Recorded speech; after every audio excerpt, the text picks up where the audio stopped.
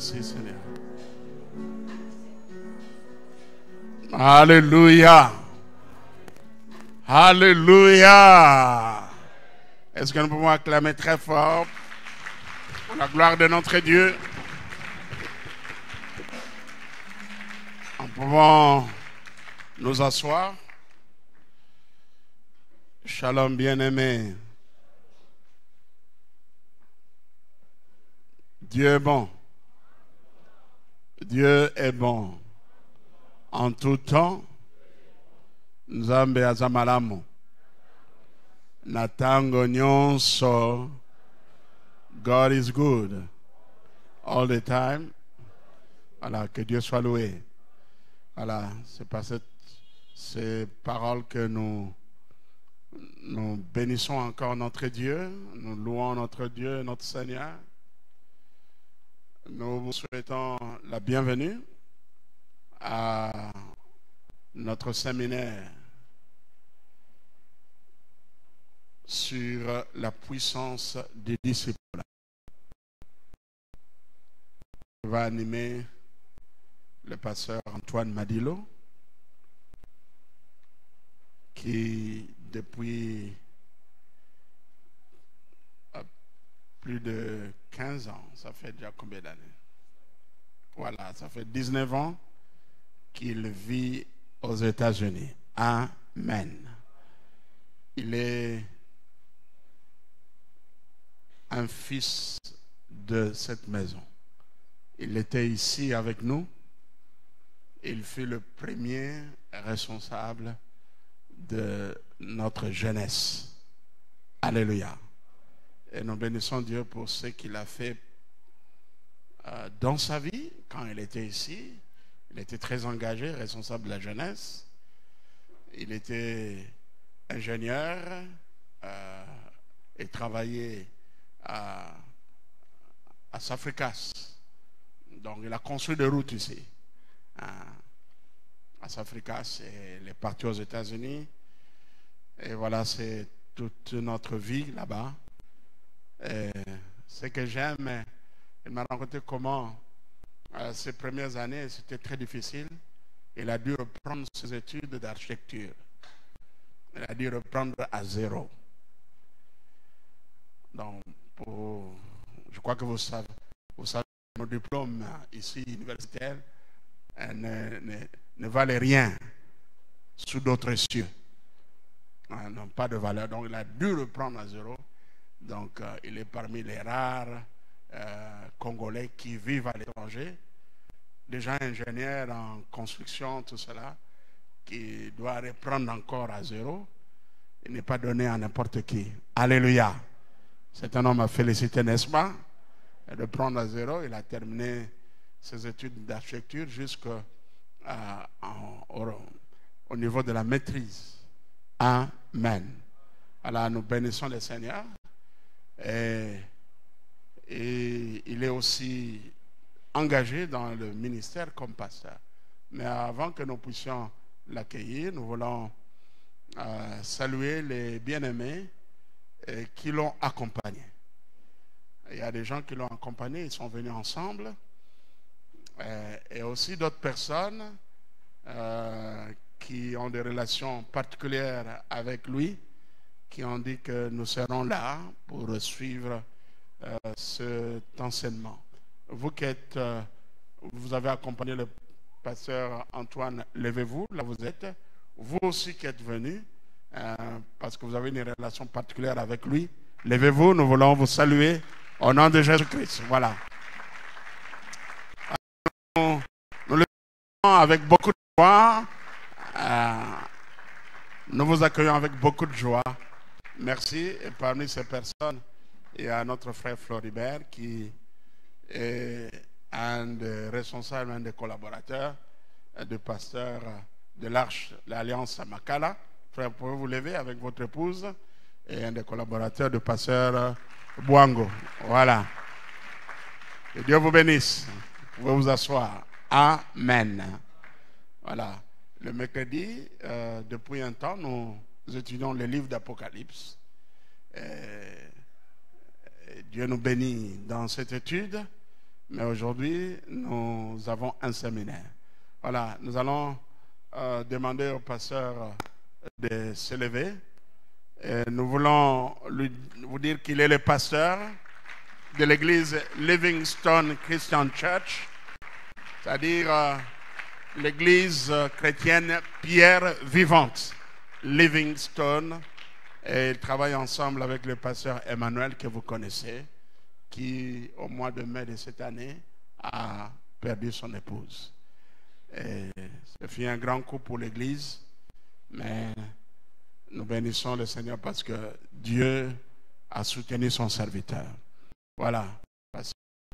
Nous vous accueillons avec joie au nom de Jésus-Christ. Votre micro est là. Voilà. Que le Seigneur vous bénisse. Voilà. Gloire au Seigneur, amen. Je me sens à la maison chaque fois que je viens à l'Arche, parce que c'est ma maison. Amen. C'est ma maison. Nous étions à Kilombwe, et ça me fait la joie de voir les anciennes figures comme Maman Godel là-bas et tous les papas qui sont là-bas. Ça me fait énormément plaisir. Amen. Je sais qu'il y a d'autres qui ne sont pas encore là, mais qui vont venir. Gloire à Dieu. Alors, qu'est-ce que j'étais en train de me poser la question? Je vais rentrer en famille. Qu'est-ce qu'il faut dire à mes frères? Qu'est-ce qu'il faut dire à mes sœurs qui sont là-bas? Comment les encourager à rester sur la voie de Dieu? Quel message il faut apporter? Alors, en priant sur le message, la grande question que nous voulons nous poser tous, c'est de savoir pourquoi Dieu prend-il le risque de nous garder en vie après que nous ayons donné notre vie au Seigneur? Parce qu'il y a beaucoup de chances que certains, après avoir donné la vie au Seigneur, perdent la foi. Moi, je croyais que c'était plus facile pour Dieu, quand on a donné sa vie au Seigneur, dire viens vivre l'éternité auprès de ton Père. Mais Dieu, qu'est-ce que tu nous fais? Qu'est-ce que tu fais dans ce monde plein de problèmes, dans ce monde plein de souffrances? pourquoi Dieu, tu nous laisses sur la terre? Alors, à cette grande question, en lisant la Bible, nous avons trouvé une réponse. Et c'est cette réponse-là que je voudrais partager avec vous. Parce que tu t'es posé sûrement la question, Seigneur, mais pourquoi je souffre? Peut-être que ça allait être mieux pour moi après avoir donné ma vie au Seigneur, que tu me prennes et que je vive ma vie éternelle auprès de toi. Et Paul même dit, je suis pressé de des côtés. Parce qu'il trouve que mourir est un gain pour lui. Mais s'il reste, c'est à cause de... À cause de quoi? À cause de l'évangile. Alors nous avons dit, qu'est-ce qu'il faut dire? Alors la pensée est allée droit dans ce texte que nous allons lire, chapitre 28, au verset 19 et 20. Ça, c'est...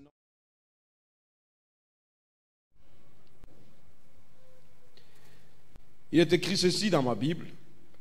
Allez, faites de toutes les nations des disciples, les baptisant au nom du Père, du Fils et du Saint-Esprit, et enseignez-leur à observer ce que je vous ai prescrit.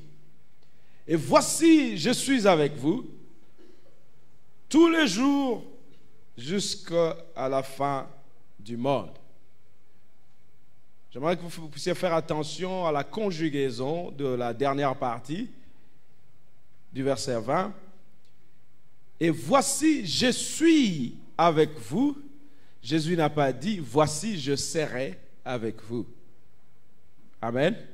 Et dans le développement, vous saurez pourquoi on a conjugué ça comme ça. Amen. Alors nous allons lire un second passage dans les Actes des Apôtres chapitre 2, le verset 42 jusqu'au verset 44. Nouveau Testament, hein? Vous cherchez dans l'Ancien? Non, c'est dans le Nouveau Testament. Actes des Apôtres 2, 42 jusqu'à 44.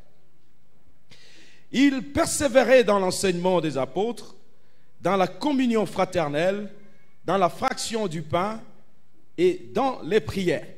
La crainte s'emparait de chacun et il se faisait beaucoup de prodiges et de miracles par les apôtres. Tous ceux qui croyaient étaient dans le même lieu et ils avaient tout en commun. Amen. Que le Seigneur bénisse sa parole. Alors, Jésus nous donne cette mission pour répondre à cette question, pourquoi Dieu nous garde. Et quand tu réalises vite que si toi tu es sauvé, c'est parce que quelqu'un est venu te parler de Jésus. Alors Jésus aussi attend de toi que tu sois aussi celui qui va parler à d'autres pour que ceux-là aussi viennent au Seigneur. Alors s'il doit te prendre pour que toi tu ailles vivre l'éternité parce que tu as donné ta vie au Seigneur, qui alors va aller parler de lui à d'autres? Je donne des réponses. Amen. Dans le développement de ce thème, nous allons voir pourquoi alors nous, comme disciples, nous avons une puissance, une vraie puissance que nous n'utilisons pas. Mais si nous utilisons cette puissance du disciple-là, ce monde va être bouleversé par l'évangile du Seigneur. Alors voilà pourquoi le Seigneur nous dit, allez et faites de toutes les nations des disciples. Enseignez-leur à observer ce que moi je vous ai prescrit. Tous ceux qui croiront, en fait le Seigneur dit, allez prêcher l'évangile. Et tous ceux qui vont croire, faites d'eux des disciples. Jésus ne dit pas ici, allez prêcher l'évangile et tous ceux qui vont croire, faites d'eux des membres de l'église. Il dit, faites d'eux des disciples. Et c'est là notre problème. Le disciple-là. Le disciple, c'est cette procédure, si vous voulez, ce travail de prendre celui qui vient de naître dans le Seigneur, un bébé spirituel, et l'amener à la maturité spirituelle. Et c'est ça le travail que Dieu attend de nous. Dieu veut que chacun de nous ne soit pas membre de l'Église, mais qu'il soit un disciple. C'est-à-dire que quelqu'un qui est déjà amené à la maturité. Pour que quand lui arrive à la maturité, qu'il soit capable lui aussi d'être un faiseur des disciples. C'est ça que Dieu attend de nous. Il dit, allez et faites de toutes les nations des disciples.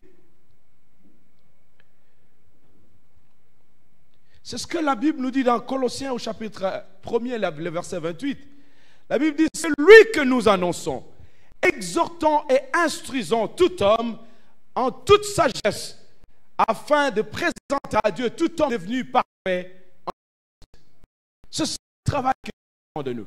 Nous allons prêcher, exhorter, nous allons affermir pour que quand nous allons présenter ces hommes à Dieu, que ce soit des hommes qui sont faits, des hommes qui sont parfaits en Jésus-Christ. C'est ça être disciple.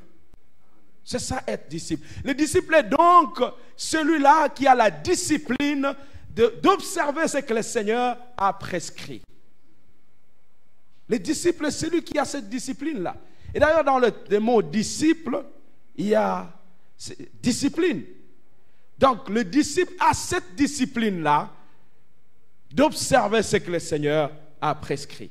Et la volonté de Dieu, et ce que Dieu attend de nous, c'est que chacun de nous devienne un disciple.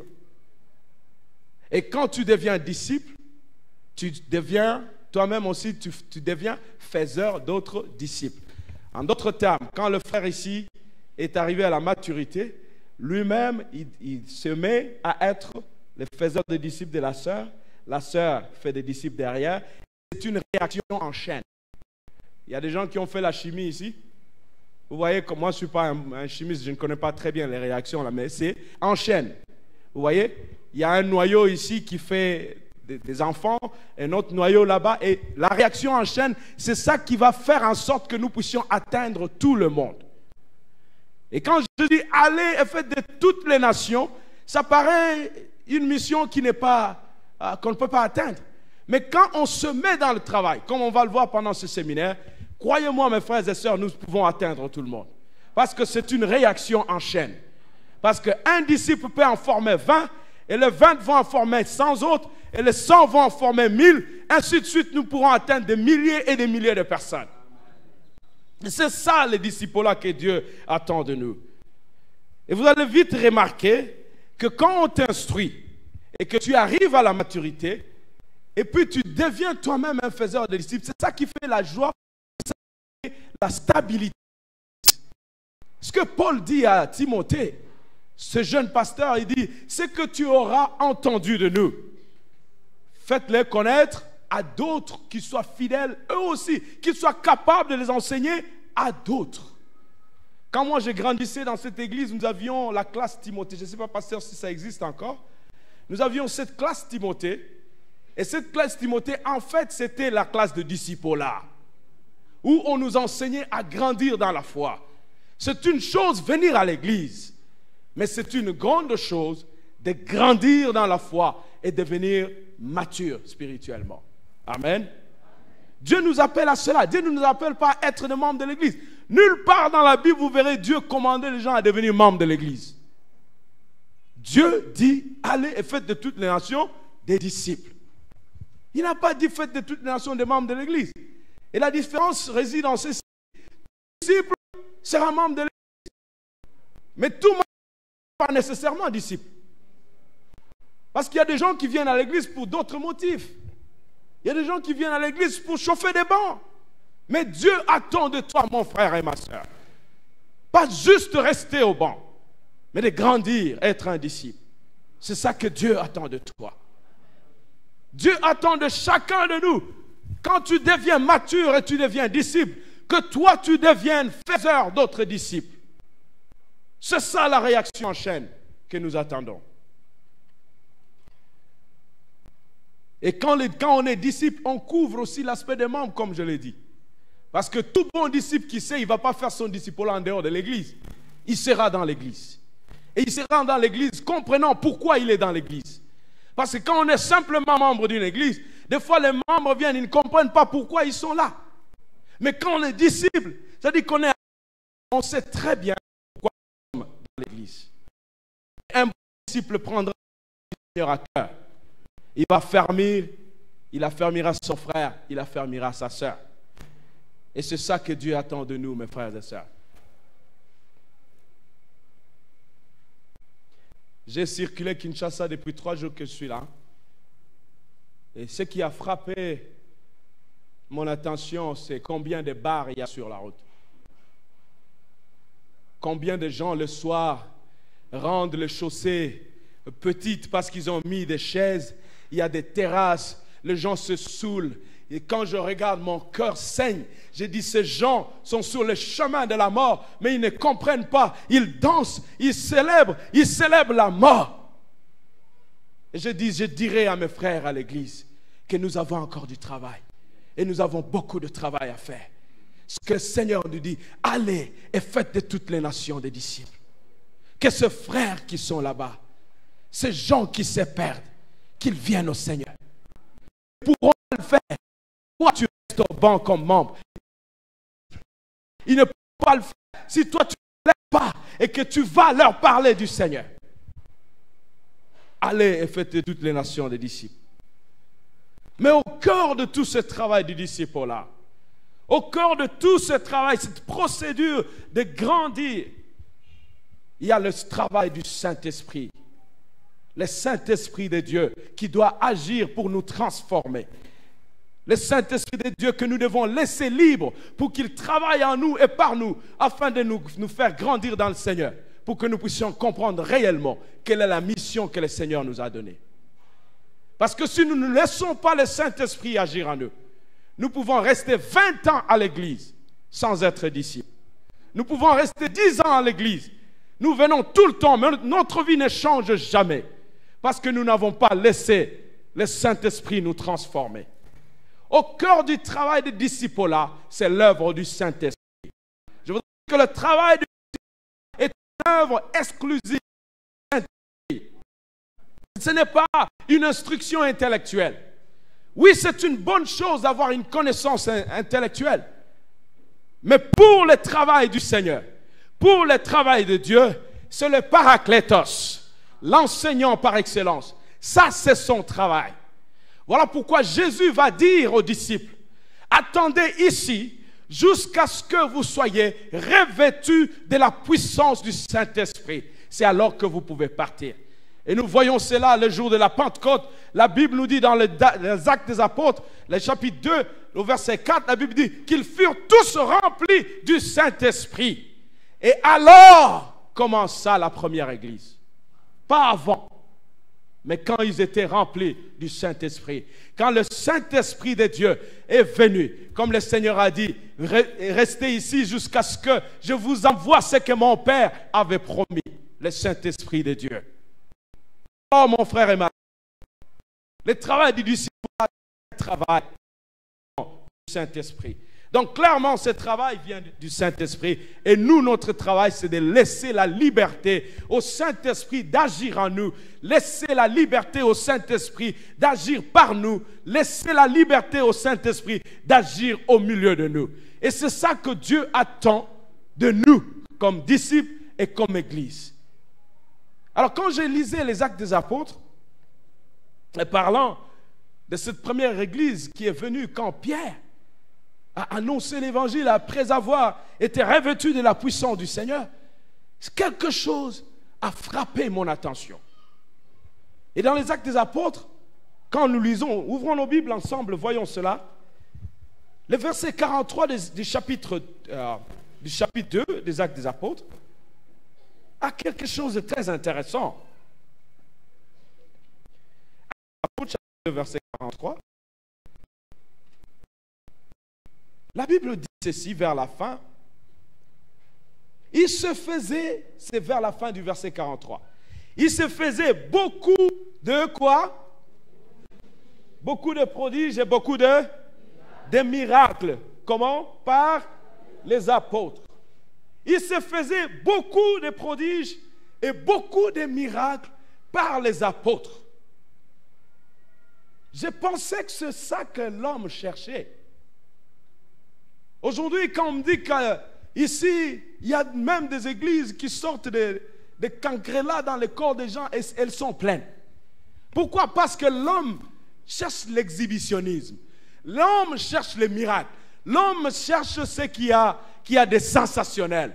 Mais la Bible nous dit ici dans les Actes des Apôtres qu'il se faisait beaucoup de miracles, qu'il se faisait beaucoup de miracles par les apôtres. Regardez bien. J'ai commencé par la fin pour que vous puissiez réaliser que cette phrase n'est qu'une conséquence d'un comportement des disciples. Vous avez vu ça? Cette phrase qui dit, et regardez bien le verset 43. Regardons ensemble. Vers la fin, il y a une conjonction de coordination avant, n'est-ce pas? Avant, il se faisait. Il y a une conjonction de coordination, n'est-ce pas? Nous parlons français, n'est-ce pas? Qu'est-ce que ça veut dire? Ça veut dire que les deux pensées sont liées. Il n'y a pas la deuxième pensée sans la première. La Bible dit ceci, en commençant au verset 42, « Il persévérait dans l'enseignement des apôtres, dans la communion fraternelle, dans la fraction du pain et dans les prières. La crainte s'emparait de chacun et il se faisait. » N'est-ce pas? La crainte s'emparait de chacun et alors se faisaient des miracles et des prodiges. Toi qui cherches les miracles, toi qui cherches qu'il y ait des prodiges dans ta vie, ce qu'il faut faire, c'est craindre Dieu. Ce qu'il faut faire, c'est marcher dans les 4 disciplines qui est dit dans les Actes des Apôtres, chapitre verset 42. Il persévérait dans l'enseignement des apôtres. Il persévérait dans des prières. Il persévérait dans la communion fraternelle. Il persévérait dans la fraction de pain. Quand tu mets ces disciplines, ces piliers des disciplines de la vie d'une église, tu les mets en application, ce que ça va faire, ça va créer en toi la crainte de Dieu. Et plus tu marches dans la crainte de Dieu, alors se feront des miracles, alors se feront des prodiges dans ta vie. Tout miracle qui ne vient pas de ça, c'est la sorcellerie. Le peuple du Seigneur, c'est quand même voir comment nous sommes enseignés. Et on te dit, non, on a sorti les cancrés là, on a sorti quelque chose. Est-ce qu'un esprit a un corps? Et quand il sort comme un corps, il vient d'où?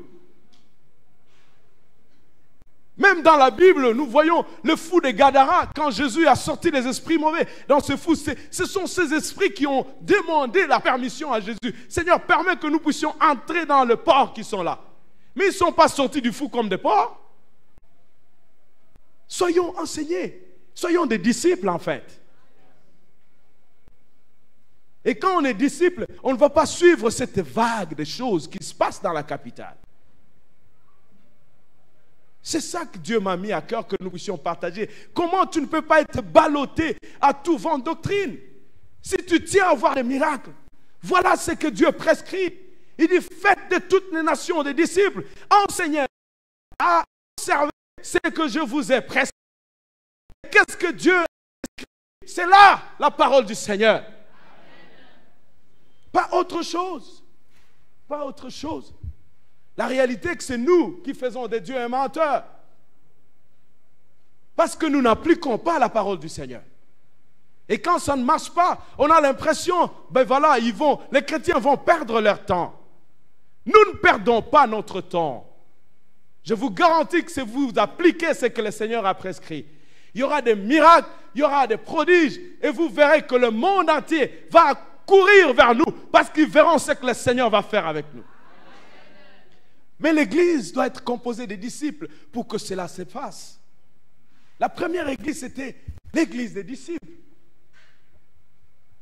L'église des disciples. Et ce qui les caractérisait, c'est la persévérance qu'ils avaient dans l'enseignement des apôtres, la persévérance qu'ils avaient dans les prières, la persévérance qu'ils avaient dans la communion fraternelle et la persévérance dans l'évangélisation. Voilà les 4 que nous allons voir pendant tout ce temps. Ce comportement que nous devons avoir comme disciples, ces disciplines que nous devons avoir en eux. Et quand nous appliquons ces disciplines, je pense qu'à la fin de ce séminaire, certains verront leur vie changer, d'autres verront des miracles dans leur vie, d'autres vont voir des choses changer et ils glorifieront le Seigneur parce qu'ils auront mis cela en pratique. Alors la première chose que je vais nous allons toucher aujourd'hui, c'est la prière. La prière.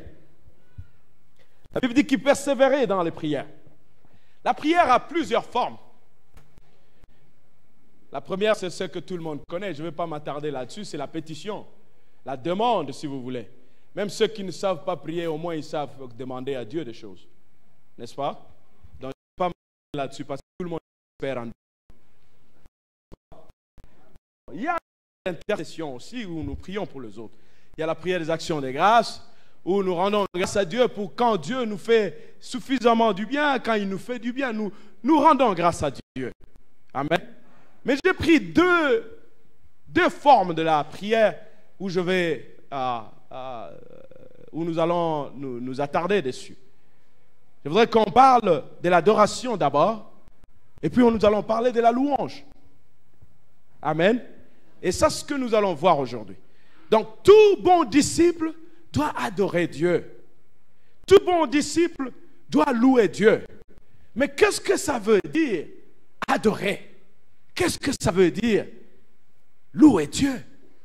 Je sais qu'il y a plusieurs prédicateurs, plusieurs éminents hommes de Dieu qui sont passés devant vous pour vous parler de l'adoration, pour vous parler de la louange. Mais moi, je vais vous parler de notre l'adoration, l'esprit m'a mis à cœur. Adorer en grec prostineo, qui veut dire simplement se prosterner, qui veut dire simplement s'abaisser, s'effacer devant la grandeur de Dieu, s'abaisser dans la présence glorieuse de Dieu, s'abaisser devant la personne de Dieu. L'adoration, c'est la reconnaissance, si vous voulez, de Dieu pour ce qu'il est. Amen. Dieu est notre créateur, n'est-ce pas? Et si nous reconnaissons Dieu comme notre créateur, il nous demande de l'adorer, de nous effacer pour dire, Seigneur, si ce n'est pas toi, je n'existerai même pas. Et si nous reconnaissons Dieu comme créateur, nous n'avons pas à être orgueilleux devant Dieu. Vous savez, frères et sœurs, Dieu, dans toute sa capacité de Dieu, nous disons que Dieu, il est comment?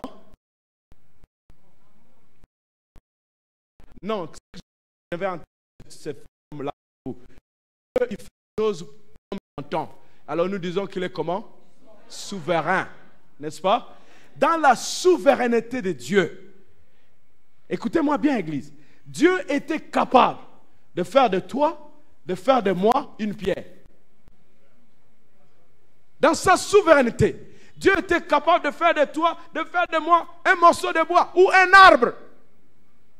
Mais je dis bien et je pèse mes mots, Dieu a choisi, dans son amour, il a choisi de faire de toi, de faire de moi un homme, pour sa gloire. Alors, si tu reconnais Dieu, qu'il est le créateur, donc ta vie doit appartenir à celui qui a fait de toi qui tu es. C'est ça, adorer Dieu. Si tu reconnais que nous avons reconnaître Dieu dans ce qu'il est, n'est-ce pas? Que Dieu est un. Marche dans la sanctification. Marche loin du péché. Adorer Dieu ne veut pas dire la musique était douce, tout le monde est tombé par terre. Non, c'est reconnaître Dieu dans ce qu'il est. Alors si Dieu est saint, quelle est la reconnaissance que tu donnes à Dieu? Un Dieu qui est saint. C'est la musique douce? C'est quoi? C'est marcher dans la sanctification. C'est marcher loin du péché. Alors petit à petit tu comprends que pour qu'il y ait miracle plus tard quand nous aurons fini, toi tu dois marcher dans la sanctification. Toi tu dois marcher dans la crainte de Dieu. J'ai travaillé avec un ami qui est indien. Il ne mange pas la viande de bœuf. Il mange pas la viande de bœuf parce que son Dieu est un bœuf. Alors je l'ai taqué. J'ai Dieu aujourd'hui. Oui, lui a un Dieu qui est un bœuf. Mais moi j'ai un Dieu tout puissant qui a créé les bœufs. Un Dieu merveilleux. Un Dieu qui peut tout faire pour moi. Lui est mon Dieu, créateur des cieux et la terre. Elohim, le Dieu créateur. Là est mon Dieu. Et si je le reconnais ainsi, je m'abaisse et je l'adore. Et si je reconnais Dieu comme sauveur, et si je le reconnais comme mon Seigneur, devant le Seigneur, mes titres académiques tombent. Devant le Seigneur, ma classe sociale tombe. Je m'agenouille et je dis, je t'adore, Seigneur. Parce que sans toi, je ne suis rien. Si je le reconnais comme mon Seigneur, je dois l'élever là où on ne le connaît pas. C'est ça, Dieu. Aujourd'hui, on est quelle adoration tu parles? Dans la crainte de Dieu, c'est ça la vraie adoration. La Bible nous dit dans Jean 4, le verset 23, l'heure vient, elle est déjà venue, où les vrais adorateurs adoreront le Père en esprit et en vérité. En d'autres termes, la Bible va nous dire, les vrais adorateurs vont adorer Dieu, laissant le Saint-Esprit les transformer en esprit, laissant le Saint-Esprit agir en eux. Poussés par le Saint-Esprit, ils vont adorer le Seigneur. Parce que quand tu es poussé par le Saint-Esprit, tu ne verras pas ton rang social. Et nous devons l'adorer en vérité, dans la vérité de la parole du Seigneur. Tomber par terre quand la musique est douce, ça ne m'impressionne pas. Ça ne m'impressionne pas. La preuve, il y a plusieurs qui viennent ici. Quand toute la musique est là, ils dorment juste pour que les voisins te voient. Non, on s'appelle la voix. La preuve, attends, quand elle ouvre sa bouche pour parler, même la bombe atomique a menti. Mes frères et sœurs, adorer Dieu, ça devient notre comportement. L'adoration, c'est notre vie. Quand les gens nous voient, ceux qui ne connaissent pas notre Dieu, quand ils nous voient adorer Dieu, ça veut dire qu'ils nous voient nous comporter. Ils viennent à notre Dieu. Et tu es fier de présenter ton Dieu. Tu dis, mon Dieu, c'est le Créateur. Mon Dieu, c'est celui qui guérit. Mon Dieu, il est ceci, il est cela. Parce qu'en toi, on peut voir le fruit de ce Dieu-là. Mais toi, dans le quartier, on te connaît. On te connaît. Quand tu dis, mais quand tout ce que tu fais est en contradiction avec l'adoration. L'adoration. Vous savez, quand j'enseigne à l'église, toujours le petit mot culte veut simplement dire la réponse que tu donnes à la grâce de Dieu. Dieu t'a fait grâce, il t'a sauvé. En retour, tout ce que tu as à faire, c'est lui rendre un culte. C'est ta réponse à la grâce de Dieu. Quand tu vas au culte, pendant que tu viens au culte, pour dire merci à sa grâce, tu es en train d'insulter les gens. Pendant que tu as fini de dire merci à Dieu, au retour, tu es en train de mentir. Mais ça, c'est quelle adoration que tu donnes à ton Dieu? C'est ça l'adoration. L'adoration, ce n'est pas la chanson. L'adoration, ce n'est pas la musique. L'adoration, c'est notre vie. L'adoration, c'est notre comportement. Comment nous vivons? Que nous pouvons attirer par notre façon de vivre.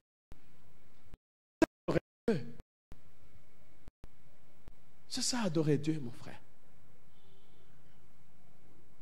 Un bon disciple, il adore le Seigneur. Un bon disciple, il réalise que partout où il est, il n'a plus de vie privée. Hello? Il n'y a pas de vie privée. Hein? Il n'y en a plus. Quand tu viens au Seigneur, c'est fini la vie privée. Oh, pasteur, moi je me suis fâché vraiment contre la sœur. Elle a pris mes affaires privées. Elle a mis ça. Mais toi, tu as vie privée depuis quand? Vie privée depuis quand? Non. Quand on est dans le Seigneur, nous n'avons rien à cacher. Quand tu commences à voir la vie privée, ça veut dire que tu caches quelque chose qui ne glorifie pas Dieu. Hein? Il n'y a pas de vie privée, non? Il n'y a pas. Pour un il n'y a pas de vie privée. Pourquoi? Parce que nous n'avons rien à cacher. Bien-aimés dans le Seigneur, nous devons être fiers de notre Dieu. Nous devons être fiers et présenter notre Dieu. Voilà ce qu'il est. Mon Dieu est celui qui relève l'affligé. Mon Dieu est celui qui guérit. Mon Dieu est celui qui donne, il pourvoit aux besoins. Viens, rencontre mon Dieu, il te fera cela, il te fera ceci. Ça, c'est notre Dieu. Ça, c'est l'adorer. La louange.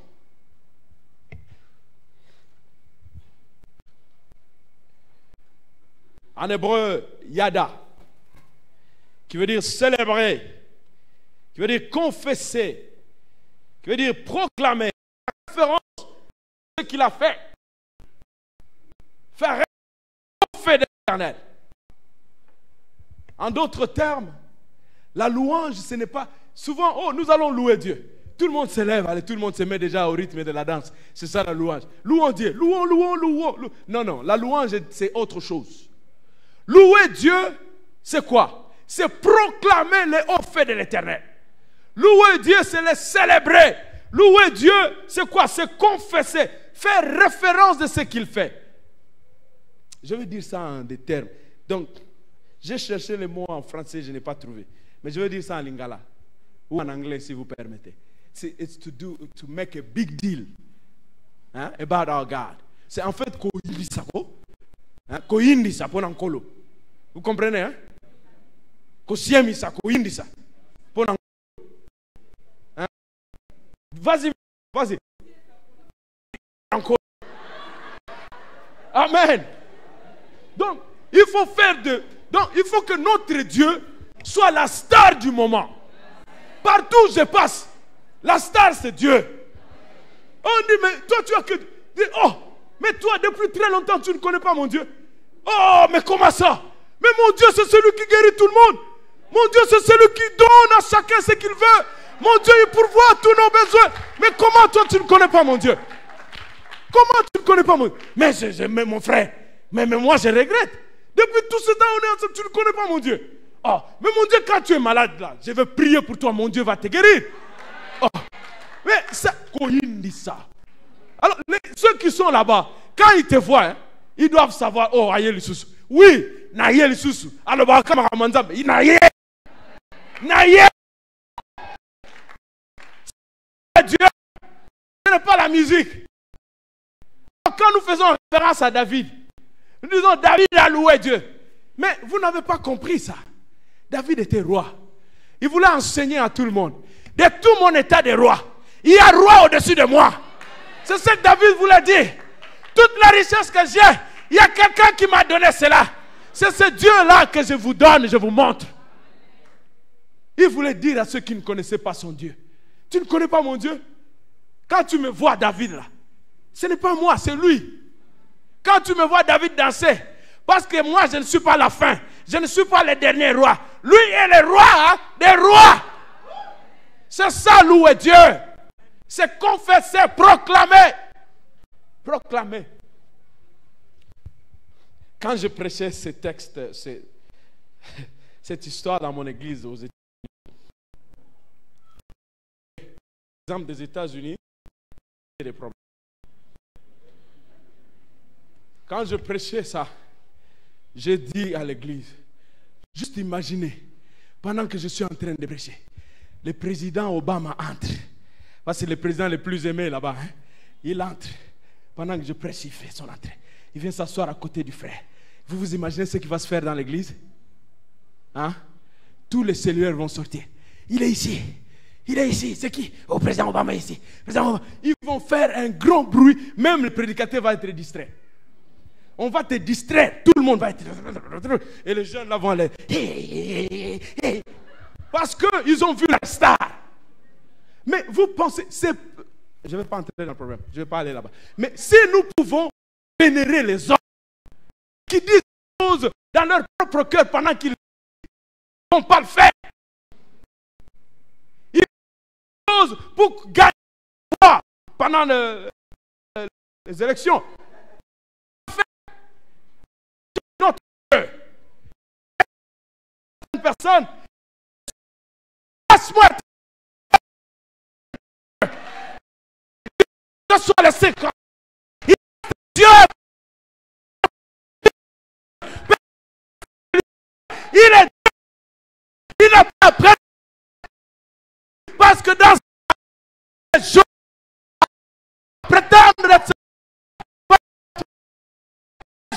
J'irai. Alléluia. C'est un moment. Pourquoi tu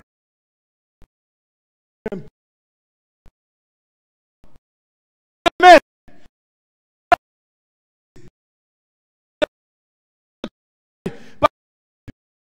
tu avais dans parle de lui.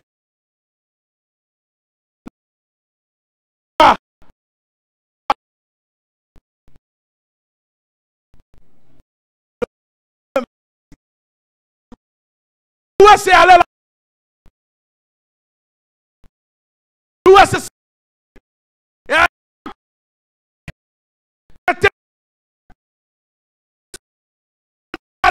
Il va te guérir.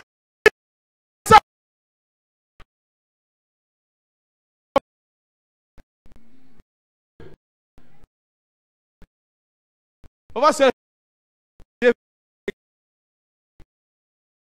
chaque année.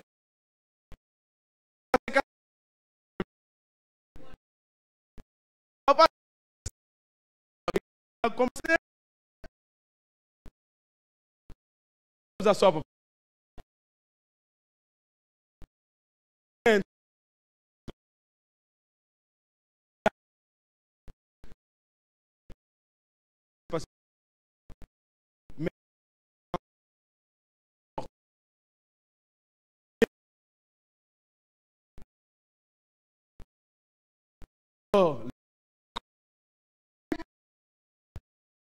Des choses.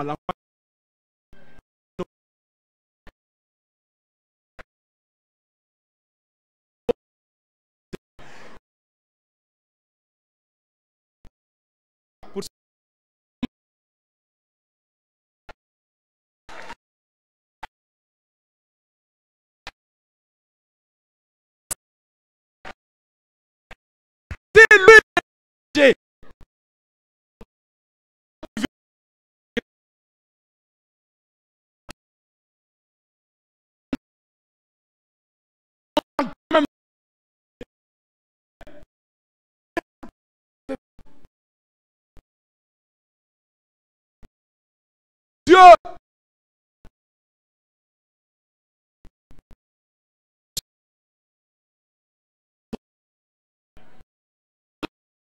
adore.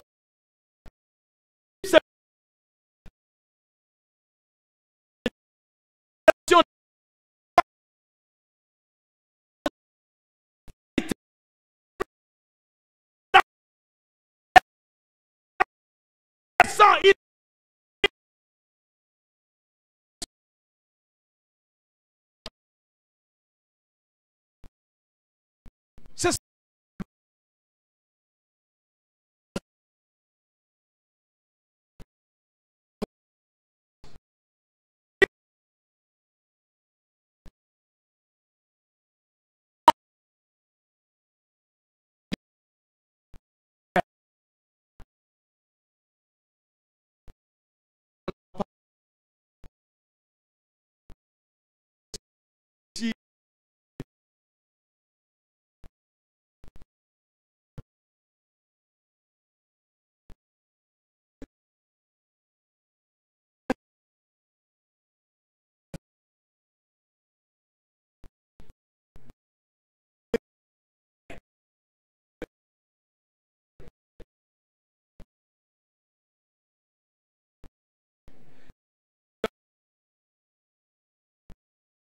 je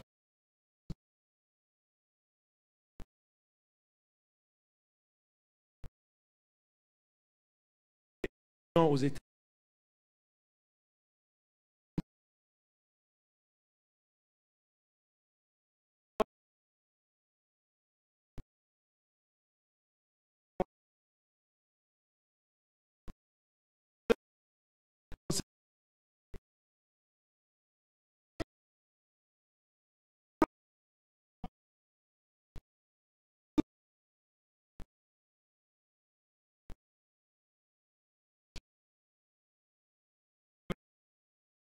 Et bien,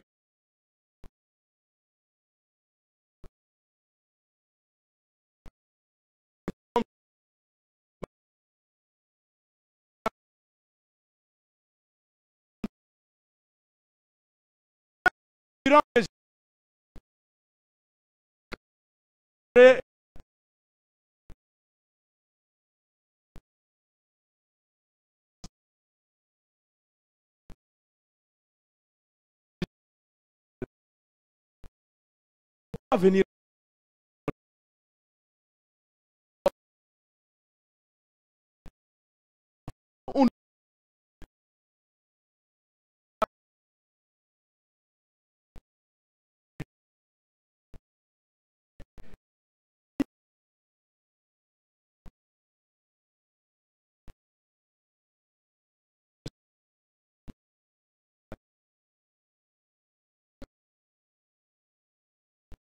Ma femme